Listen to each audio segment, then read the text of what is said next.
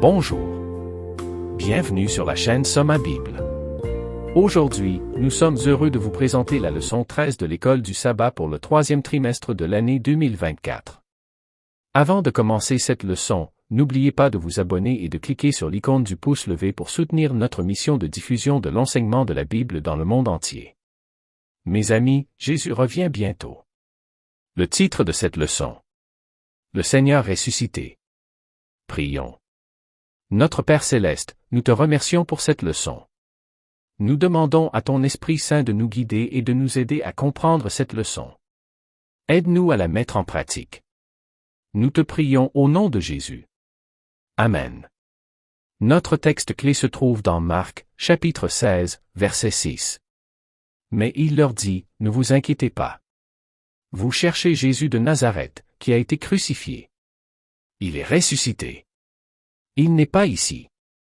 Voyez le lieu où ils l'ont déposé. Chers auditeurs, cette leçon traite de l'impact de la crucifixion de Jésus sur ses disciples, décrivant leur désespoir et leur peur.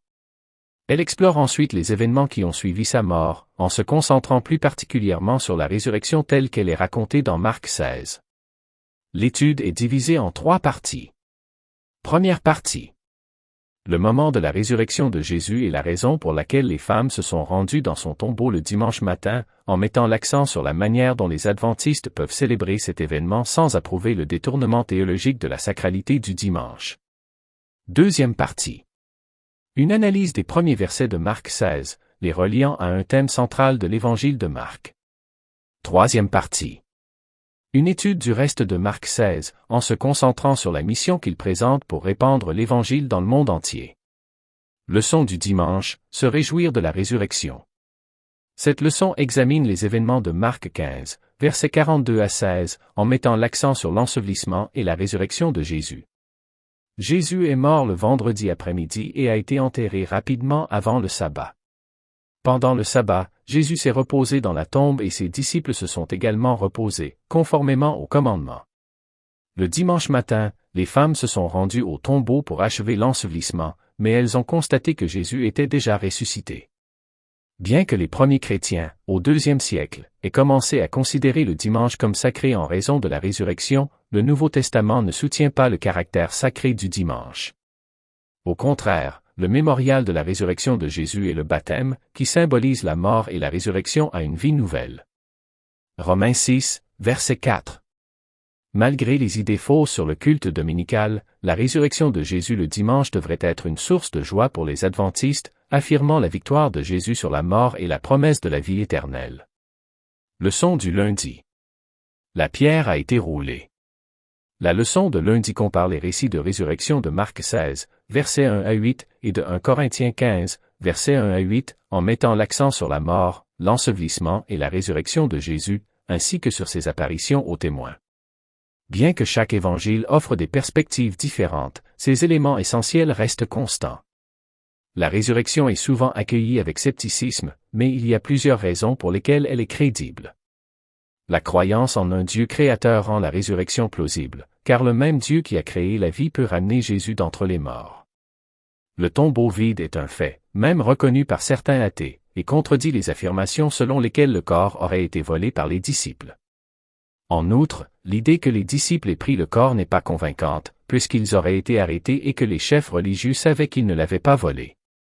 De nombreuses personnes, y compris des sceptiques et même des opposants comme Paul, ont affirmé avoir vu le Christ ressuscité, ce qui a radicalement changé leur vie.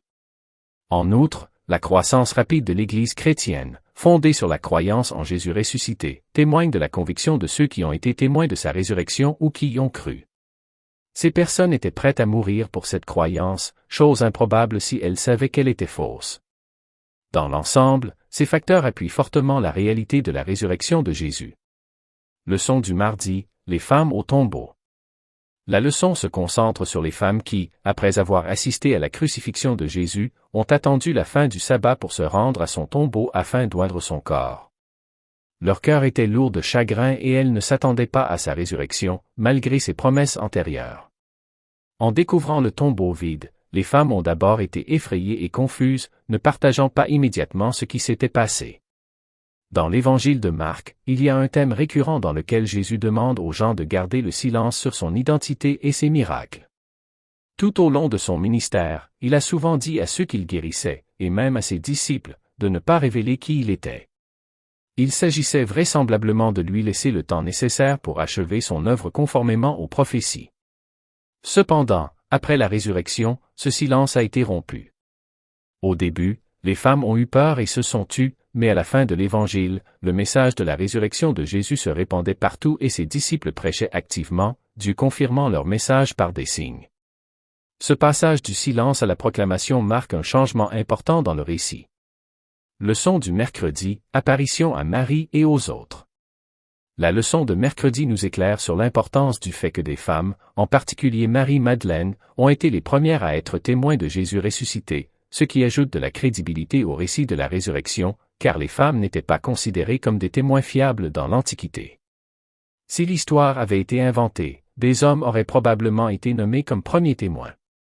Bien que Marie ait annoncé la nouvelle, les disciples ne l'ont d'abord pas cru, ce qui reflète les préjugés de la société et la nature extraordinaire de l'événement. La leçon souligne également que Jésus a réprimandé les disciples pour leur incrédulité et leur dureté de cœur. Les évangiles décrivent honnêtement les échecs, les fuites, les reniements et les doutes des disciples, ce qui ajoute de l'authenticité au récit. La proclamation audacieuse du Christ ressuscité qu'ils ont faite par la suite est une preuve puissante de la véracité de leur témoignage. Chers auditeurs, comment pouvons-nous nous protéger contre le piège spirituel du doute et de l'incrédulité? Pourquoi devons-nous nous relier quotidiennement au Christ ressuscité? Leçon du jeudi, allez dans le monde entier. Dans le livre de Marc, chapitre 16, versets 14 à 20, Jésus apparaît à ses disciples et leur reproche leur incrédulité et leur dureté de cœur, nous rappelant que même ses disciples les plus proches ont lutté avec la foi, bien qu'ils aient été témoins de ses miracles. Il les charge ensuite de répandre l'Évangile dans le monde entier, en précisant que les croyants seront sauvés tandis que les non-croyants seront condamnés. Jésus mentionne également les signes qui accompagneront leur mission, tels que chasser les démons, parler de nouvelles langues, guérir les malades et les protéger du mal. Cependant, cette leçon n'approuve pas les comportements imprudents, comme la manipulation de serpents, mais fait référence à la protection de Dieu pendant le travail missionnaire, comme l'a montré l'expérience de Paul dans Actes 28. La leçon reconnaît que si Dieu fait parfois des miracles pour protéger ses disciples, les chrétiens peuvent toujours souffrir pour leur foi, et leur endurance peut aussi être un témoignage puissant. Après avoir chargé ses disciples, Jésus est monté au ciel et a pris place à la droite de Dieu, signifiant ainsi sa victoire sur le mal. Le dernier verset souligne que, même lorsque les disciples sont partis prêcher, ils n'étaient pas seuls.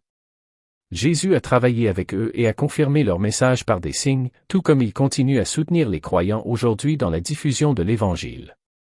Chers auditeurs, aujourd'hui, nous réfléchissons à une vérité qui se trouve au cœur même de notre foi chrétienne, la résurrection de notre Seigneur Jésus-Christ. En Christ, nous trouvons non seulement un espoir pour demain, mais l'essence même de la vie.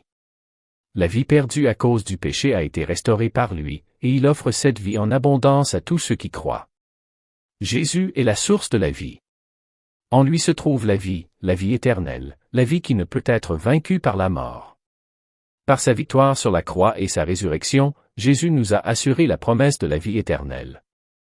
Il a dit, « Je suis venu pour qu'ils aient la vie, et qu'ils l'aient en abondance » Jean 10, verset 10. Qu'est-ce que cela signifie pour nous? Cela signifie que la vie qu'il nous offre n'est pas réservée à un avenir lointain au paradis, mais qu'elle commence dès maintenant, au moment même où nous plaçons notre foi en lui. Cette vie est abondante, pleine de paix, de joie et de raison d'être en lui. Jésus, dans sa divinité, détient en lui-même le pouvoir de vivifier, de ranimer et de restaurer. Attachons-nous fermement à la vérité de la résurrection. Réjouissons-nous de la vie que Jésus nous donne, une vie abondante, une vie éternelle. Même si le monde doute, même si les sceptiques élèvent la voix, nous nous tenons sur le fondement inébranlable de Jésus-Christ, notre Seigneur ressuscité.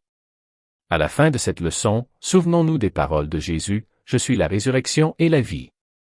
Celui qui croit en moi, même s'il meurt, vivra. » Jean 11, verset 25.